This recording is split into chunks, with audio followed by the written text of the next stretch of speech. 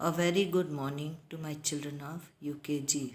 I'm Judy Madam and now I'm going to teach you your EVS.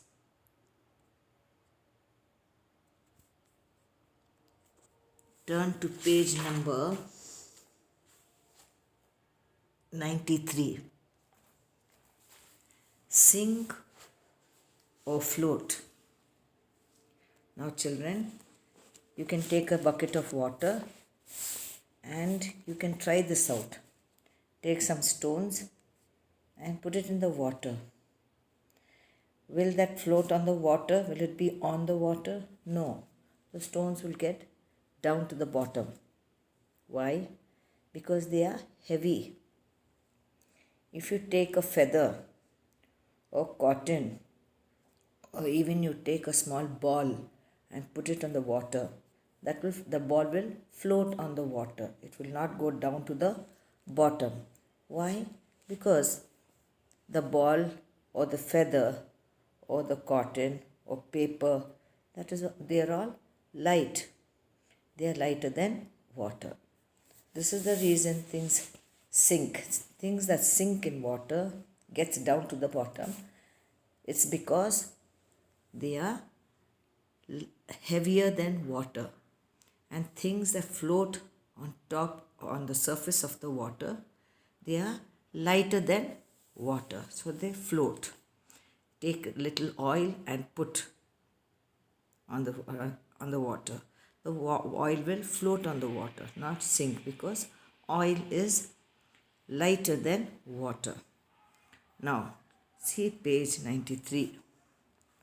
Sink or float. Color S for things that sink in water. Color F for things that float on water. The first one is rope. So, will it sink in water or will it float on water? That you must know. Rope. It is heavy. You take and put it in water, in a bucket of water. Like this tide, it will go to the bottom because it is heavier. So, sink. You have to color S. Next, nail cutter, which you cut your nails. You try this. Put it in water. No, it will not float. It will sink. So, color S. Cotton. Just take and put it on water. It will float on water. So, F. Coins. If you have 2 rupees coin, 5 rupees coin, try it. And it will go to the bottom. Sink. Ball. It will float on water. Stones. Float on water. Feather. Float on water. Crayons. I think it will sink. Leaf. Float. Boat. Float. Okay. So, this is about things that sink in water and float on water. Okay, children? Now, turn your page. Let's go to the next lesson. We dissolve. Dissolve means mixes in the water and we cannot see it again or we cannot take it out or separate it from the water. Okay, so circle the things which dissolve in water. Take 1/2 glass of water, little sugar in the spoon, half spoon of sugar, mix it in water, keep on stirring it and see. The sugar is gone, mixed in the water. Can you see where the sugar is? No. Where the grains are? No. We cannot take out the sugar again.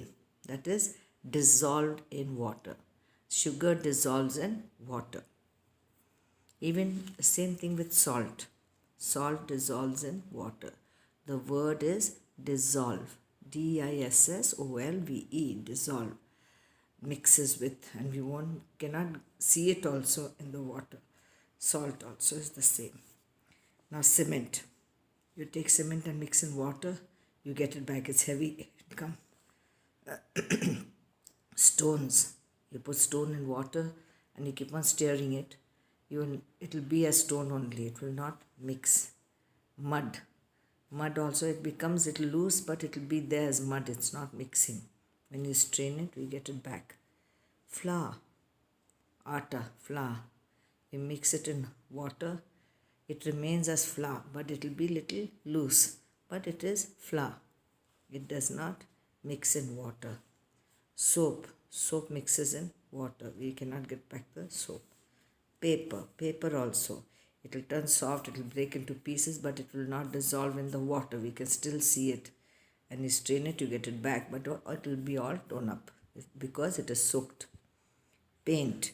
Paint dissolves. I mean, you put paint and all, you put pink color, but you cannot get it back as paint. In each set, circles in each set, circle the thing that weighs more. Dry sponge or wet sponge?